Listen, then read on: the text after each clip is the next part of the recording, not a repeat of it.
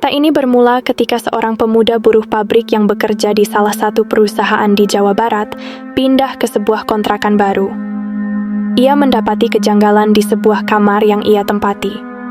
Sebelum lanjut cerita ini, kami sengaja menyamarkan tokoh dan detail lokasi kejadian untuk privasi yang bersangkutan. Daerah ini dikenal dengan kota industri dan banyak perantau yang tinggal di sana. Salah satunya pemuda ini, sebut saja Budi namanya. Budi bekerja di pabrik plastik dengan 3 shift kerja, terkadang harus pulang malam jika lembur atau pulang shift 2. Hal ini memaksa Budi untuk mencari kontrakan yang dekat dan terjangkau dari tempat ia bekerja. Budi yang sebelumnya tinggal dengan kakaknya yang sudah berkeluarga cukup lama, merasa tidak enak harus menumpang terus. Karena kebutuhan inilah Budi memutuskan untuk mengontrak sebuah kamar kontrakan di sebuah desa yang dekat dengan komplek pabrik. Budi sebenarnya tidak sendiri. Budi ditemani kakak laki-lakinya yang lain, yang diceritakan memiliki kemampuan supranatural dari kecil, atau yang kita biasa sebut indigo. Kakak laki-lakinya ini juga bekerja tidak jauh dari kontrakan yang ia tempati, namun berbeda perusahaan dengan Budi. Sebut saja Iwan namanya. Beberapa hari tinggal di kontrakan baru, kehidupan berjalan normal. Budi dan Iwan bersosialisasi ke tetangga kontrakan sekitar seperti layaknya warga baru di situ. Pada satu ketika Budi yang hendak ke warung, sering mendapati bapak kontrakan yang memiliki kebiasaan janggal. Setiap menjelang maghrib, bapak kontrakan ini sering duduk melamun di bawah pohon mangga besar yang berada di dekat akses masuk kontrakan tersebut. Awalnya Budi menganggap hal ini biasa. Budi beranggapan mungkin bapak kos sedang mencari angin sore atau melepas penat. Tapi hal ini dilakukan setiap hari menjelang maghrib hingga sebelum Isya. Menurut kepercayaan Budi, sebagai umat muslim ini adalah hal yang tidak biasa.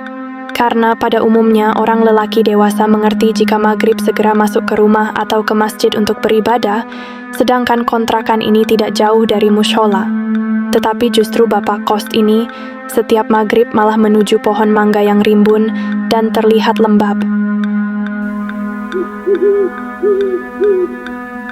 Berlanjut ke malam-malam berikutnya, Budi yang masih lajang tentu saja sedikit senang dengan lingkungan kontrakan yang baru, di mana di sana banyak juga pemuda lajang baik perempuan maupun lelaki yang tinggal di sana. Dengan latar belakang yang sama-sama perantau, Budi cukup antusias berkenalan dan berbagi cerita dengan mereka. Sambil bermain gitar dan bernyanyi bersama, Budi sangat menikmati suasana ini. Tapi suatu ketika bapak kontrakan mengagetkan mereka, berjalan menuju tangga atas dan menegur dengan muka yang tidak ramah.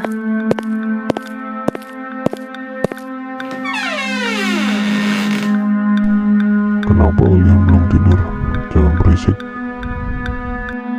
Oh ya, sedikit informasi kalau kontrakan Budi ini bertingkat, dan Budi tinggal di kamar atas. Akses masuk kontrakan ini ada 2, yang salah satunya adalah yang terdapat pohon mangga yang sering jadi tempat nongkrong bapak kontrakan. Dan rumah bapak kontrakan ini berada di pojok bagian bawah kontrakan Budi. Dengan teguran ini, Budi sebagai warga baru merasa tidak enak hati dengan warga lama di sana.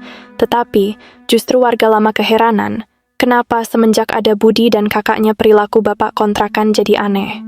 Budi semakin bingung dengan statement para penghuni kamar kontrakan yang lama. Usut punya usut, Budi dan kakaknya ternyata bertemu teman baru di kontrakan tersebut yang juga memiliki kemampuan indera keenam juga, sama seperti kakaknya. Jadi di waktu-waktu tertentu Budi, Iwan dan Adi teman baru ini sering sharing tentang hal-hal gaib yang pernah mereka alami. Nampaknya bapak kontrakan ini tidak begitu menyukai obrolan malam mereka tentang dunia gaib. Tapi anehnya obrolan mereka ini cukup privat dan tidak diketahui siapapun, namun seakan bapak kontrakan ini ada yang memberitahu. Dari cerita Iwan dan Adi, mereka merasakan ada penghuni gaib di kontrakan tersebut. Mereka berdua menyatakan melihat dengan mata batin sosok nenek berambut putih dengan pakaian kumal, serta merangkak dengan wajah jahat yang mengerikan. Sosok ini sering berkeliaran di atas kontrakan tersebut. Mendengar cerita Iwan dan Adi, Budi tidak begitu menghiraukan. Hingga akhirnya Budi pun merasakan sendiri sosok-sosok misterius yang ada di kontrakan tersebut. Pada suatu malam pulang kerja, sekitar jam 12:30 malam, Budi melepas penat di balkon kontrakan tersebut sambil menghisap sebatang rokok dan menikmati kopi sendirian. Sementara di kamar Budi, ada beberapa teman kontrakan yang asik mengobrol. Tiba-tiba Budi yang dari tadi berada di luar merasakan merinding yang luar biasa pada malam itu. Seketika Budi lari ke arah kamar dan masuk untuk bergabung dengan teman-temannya yang belum tidur. Namun Budi tidak menceritakan apa-apa kepada temannya. Singkat cerita, esok malamnya Budi kembali nongkrong di tempat sama, tempat melepas lelah sepulang kerja. Akan tetapi kali ini ada Rudi tetangga kontrakan yang juga menemani Budi sambil mengobrol tentang kehidupan mereka.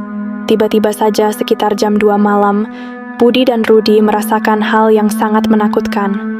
Budi kembali merasakan merinding yang luar biasa, seperti malam sebelumnya. Karena merinding yang sangat tak tertahankan, Rudi mengajak Budi untuk segera lari ke kamar mereka. Akan tetapi, kali ini Budi penasaran dan ingin bertahan. Dengan terpaksa, Rudi ikut menemani Budi. Rasa penasaran Budi tak terbendung. Ia memberanikan diri untuk meditasi sebisanya. Karena Budi ini tidak memiliki kemampuan supranatural, ia hanya mengandalkan instingnya untuk meditasi. Budi membaca kalimat-kalimat doa sebisanya dan berkonsentrasi penuh. Rasa merinding semakin menjadi-jadi, seketika ada tekanan luar biasa ke badan Budi. Budi melihat sesosok wanita dengan kebaya merah, sangat marah, dengan taring yang menakutkan. Yang lebih menyeramkan, sosok wanita ini semakin jelas meliukkan tubuhnya yang berubah badan ular hijau yang sangat besar. Membuat Budi seakan ingin menangis dan pergi karena tidak kuat menahan serangan sosok ini yang berusaha mencekiknya. Tidak tahu apa yang dilihat Rudi, ia juga seakan merasakan hal yang sama. Akan tetapi Rudi yang mungkin memiliki kemampuan khusus, melafalkan mantra-mantra yang tidak dimengerti Budi. Semakin kuat sosok ular itu mendekat, Rudi semakin kencang komat kamit, dan muncullah perisai cahaya putih terang silau dari arah Rudi yang saat itu berada di belakang Budi. Sepertinya terjadi pertempuran gaib yang tidak bisa dinalar oleh mereka sendiri. Selang beberapa waktu, terdengar seseorang yang mengambil air wudhu dari gang di bawah kontrakan itu. Sepertinya orang tersebut akan melakukan sholat malam. Berbarengan dengan itu, terdengar jeritan bayi yang kuat dari kamar kontrakan di bawah mereka, dan itu memang anak bayi nyata penghuni kontrakan lantai bawah. Bersama dengan perisai cahaya, suara orang wudhu, dan teriakan bayi, sosok siluman ini seperti ketakutan dan melesat pergi berbentuk seperti selendang kuning. Budi dan Rudi pun terkapar lemas, segera mereka berdua lari dari tempat itu menuju kamar. Sesampainya di kamar, mereka menutup pintu. Di dalam kamar ada teman mereka yang lain yang sedang tidur. Karena lemasnya Budi pun rebahan dan ingin tidur, tapi sayup-sayup Budi mendengar sosok wanita menangis dari arah pohon mangga, yang biasa bapak kontrakan duduk. Saking capeknya Budi tak menghiraukan suara itu, dan Budi tertidur. Akan tetapi cerita tidak selesai begitu saja. Rudi yang juga lemas tidak bisa tidur. Dan juga teman satunya lagi terbangun melihat sosok tinggi besar berjalan ke arah mereka masuk ke kamar.